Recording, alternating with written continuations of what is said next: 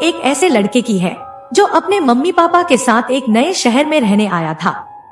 यहाँ उन्हें अपना एक नया घर मिला था और उस लड़के को पहली बार अपना एक खुद का कमरा मिला था। ये घर पुश्तैनी था जो उसके दादाजी के जाने के बाद उसके पापा को मिला। उस लड़के को जो कमरा मिला था वो उसके स्वर्गीय दादाजी का था, पर उस लड़के को इस बात से कोई तकलीफ नहीं थी। कमरे के साथ साथ उसे उसमें रखी गई वो अलमारी भी मिली जिसमें उसके दादा ने अपनी लिखी डायरी छोड़ रखी थी। एक शाम वो अलमारी खोल उस डायरी के पन्नों को पलटने लगता है। आज फिर वो आई थी। मेरे मना करने के बावजूद भी वो सारी रात मुझसे मिन्नतें करती रही, मुझे तरह तरह के वायदे और छलावे देती रही, पर अब मुझे उससे कुछ भी नहीं चाहिए। मैंने उसे अपने पास बुलाकर बहुत बड़ी गलती कर दी। वो डायरी इसी तरह के एक तरफा चेतावनी के इशारों से भरी पड़ी थी। उस लड़के को कुछ भी समझ नहीं आया कि यहाँ किसकी बात हो रही है, पर वो ये डायरी किसी और को नहीं दिखाता और इसके बारे में सोचना छोड़ चुपचाप सो जाता है।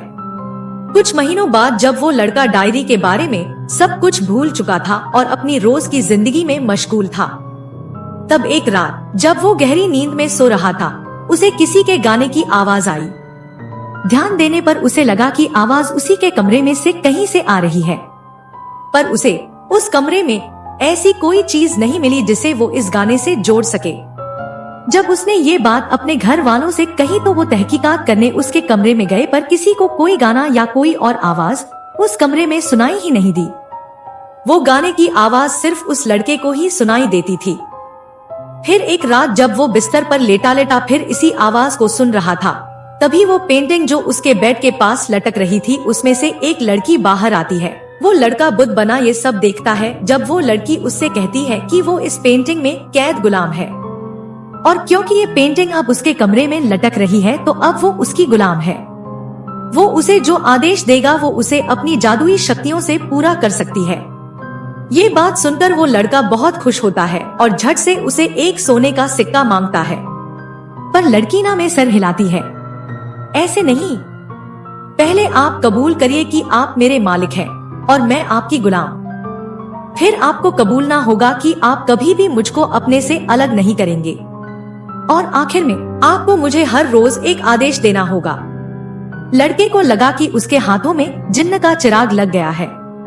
उसने बिना देरी के उस लड़की की सारी बात मान ली और फिर उससे सोने का एक सिक्का मांगा। लड़की ने बिना देरी के अपना हाथ आगे बढ़ा दिया और जब उस लड़के ने देखा तो उस लड़की के हथेली में सच में एक सोने का सिक्का था। सिक्का लेने के बाद वो उससे पूछता है कि क्या वो कुछ और भी मांग सकता है, तो वो लड़की हाँ में सर हिलाती है। तब वो लड़का कहता है कि उसके क्लास में एक लड़का पढ़ता है जो हर दिन उससे बहस करता है। वो चाहता है कि अब आगे से वो लड़का उसे तंग ना करे। लड़की फिर हाँ में सर हिलाती है और कहती है कि अब वो लड़का कभी भी उसे तंग नहीं करेगा।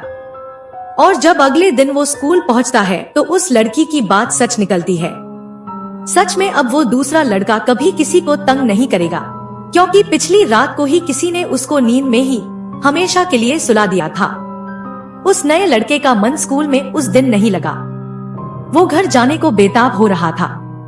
स्कूल की छुट्टी के बाद जैसे ही वो घर पहुंचा उसने वो पेंटिंग दीवार से उतारकर घर के बाहर रख दी, पर जैसे ही वो घर आने के लिए पलटा वो बेहोश हो गया। कुछ देर बाद जब उसे होश आया तो एक डॉक्टर उसके पास बैठा था। उसके हाथ और पैरों में अजीब से दाग उभर आए थे और उसका रंग भी नीला सा हो गया था। जब डॉक्टर उसे देखकर चला गया तब वो लड़का बाहर रखी उस पेंटिंग को अंदर अपने कमरे में ले आया। उसे अब पता चल गया था कि उसके दादाजी की मौत कैसे हुई और उनकी वो डायरी किस बारे में लिखी गई थी।